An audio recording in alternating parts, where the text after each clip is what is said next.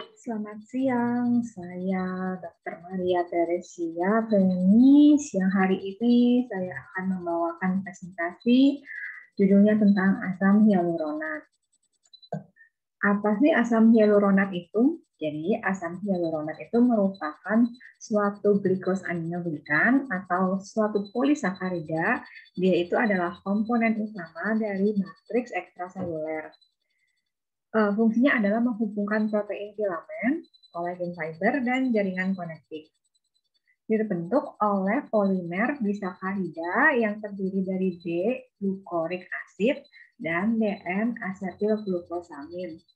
Dihubungkan dengan beta-1,4 dan ikatan beta-1,3 glikosidik. Di sini saya tunjukkan bagaimana satu bentuk dari asam hyaluronat. Ini struktur molekulernya saya ambil dari jurnal Aesthetic Surgery. Asam hyaluronat ini lokasi di dalam tubuh itu meliputi di kulit bagian cukup banyak, cairan sendi sinovial, vitreous body pada mata, dan tali pusar. Seiring dengan pertambahan usia, jumlah asam hyaluronat di kulit menurun dan menyebabkan peningkatan kerutan pada wajah, atau menyebabkan cairan sendi berkurang dan menyebabkan osteoartritis.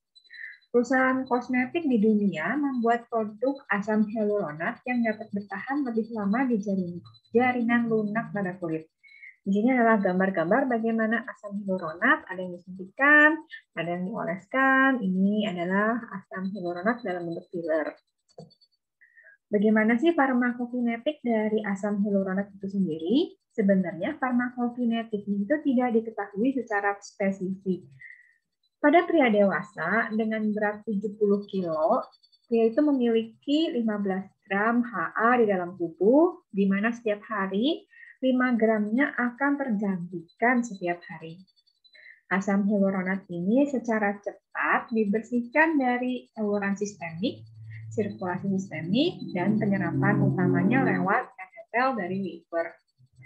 Dia terdegradasi menjadi monosakarida dan produk oksidasinya.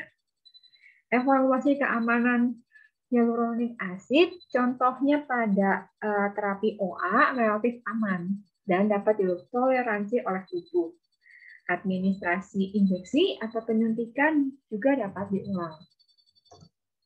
Fungsinya itu sebagai terapi injeksi pada OA, sudah saya sebutkan dari tadi, penetrasi keratoplasti, membantu operasi mata pada reticular attachment, atau memperbaiki volume wajah yang hilang, atau yang kita sebut dengan produknya filler. Bagaimana sejarahnya? Penggunaan filler ini dimulai tahun 1893 oleh satu dokter bernama Dr. Mengler untuk mengganti kehilangan jaringan dengan gumpalan lemak subkutan. Bahan lain yang pernah dia gunakan contohnya parafin dan silikon. Namun, sekarang itu hal ini adalah ilegal karena menyebabkan reaksi granuloma akibat benda asing. Awal tahun 1970, kolagen mulai digunakan sebagai filler. Disusul penambahan asam hyaluronat yang sangat populer. Filler juga yang banyak digunakan terbuat dari bahannya asam hyaluronat. Mengapa sih filler itu begitu populer? Mungkin saja karena keinginan masyarakat modern untuk selalu tampil cantik dan muda, menolak penuaan. Dan juga minat yang besar terhadap prosedur yang non-invasif, tanpa pembedahan, tidak ada downtime, bisa langsung melanjutkan aktivitas. Perkembangan teknologi untuk pembuatan bahan baku juga mengalami kemajuan, sehingga kebutuhan untuk bahan-bahan injectable atau penyuntikan semakin hari makin meningkat. Ada juga peranan tokoh masyarakat yang berpengaruh seperti artis, influencer, yang membuat masyarakat itu ingin mencoba sesuatu yang baru. Apakah filler yang disuntikan ke wajah itu? Filler adalah satu bahan yang digunakan untuk memperbaiki penampilan atau mengisi kekurangan volume pada dermis dan lemak subkutan. Sifat filler itu opsional, ada yang durasinya cukup lama, nyerinya minimal. Dia itu tidak berbahaya atau non-toksik. Non-migratif atau tidak bermigrasi, tidak berasal dari hewan untuk pembuatannya, dia mudah disuntikan, mudah disimpan, dia bisa degradatif oleh tubuh, dan dia tidak memancing reaksi imunologis. Indikasinya untuk penyuntikan filler biasanya itu karena ada kerutan statis pada wajah, memperbaiki penampilan wajah, penanganan deformitas pada wajah, karena sikatrik hipotrofik pasca akne atau penyakit angular selitis, skleroderma, AIDS, atau lipoatrofi. Dia juga dapat meremajakan punggung tangan, leher, questionnaire, atau dekollet, dan di bagian genital. Kalau kontraindikasi yang mutlak untuk penyuntikan HA itu adalah wanita yang hamil atau dalam masa menyusui, atau infeksi pada lesi atau daerah yang akan disuntikan, contohnya mengalami akne, peradangan akne, atau mengalami herpes simplex. Dia juga mengalami sejarahnya ada jaringan hipertrofik atau dia mempunyai riwayat scar keloid. Dan ada abnormalitas darah, contohnya trombositopenia atau penggunaan antikoagulan. Komplikasi dari penyuntikan itu sendiri terbagi menjadi dua, ada komplikasi dini dan komplikasi lambat. Komplikasi dini contohnya ada mengalami nyeri, eritema, hematoma, edem, asimetris, ada reaksi hipersensitivitas, anafilaktik, ada nekrosis jaringan, dan bisa menyebabkan kebutaan. Kalau untuk komplikasi lambat, itu bisa menyebabkan nodul, efek pindal, abses, infeksi, biofilm, granuloma, komplikasi ke sistem saraf, ataupun fillernya itu bermigrasi. Komplikasi yang paling ditakuti dari penyuntikan filler itu ada dua, ada okusi vaskular, menyebabkan emboli, dan menyebabkan nekrosis kulit, ataupun kebutaan permanen bila emboli tersebut masuk dan menyumbat ke arteri retina.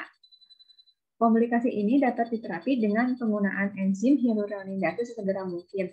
Namun, kita sebagai dokter harus mengetahui bagaimana gejala awal dan secepat mungkin menangani dari risiko ini. Lokasi bahaya penyuntikan yang bisa menimbulkan kebutaan, contohnya bagian glabella, region nasal, nasolabial valve, dan dahi. Di sini saya lihatkan bagaimana penyuntikan filler, dia bisa yang arahnya deep, atau bisa lebih ke superficial, ini deep, ini adalah subcutaneous dari penyuntikan filler.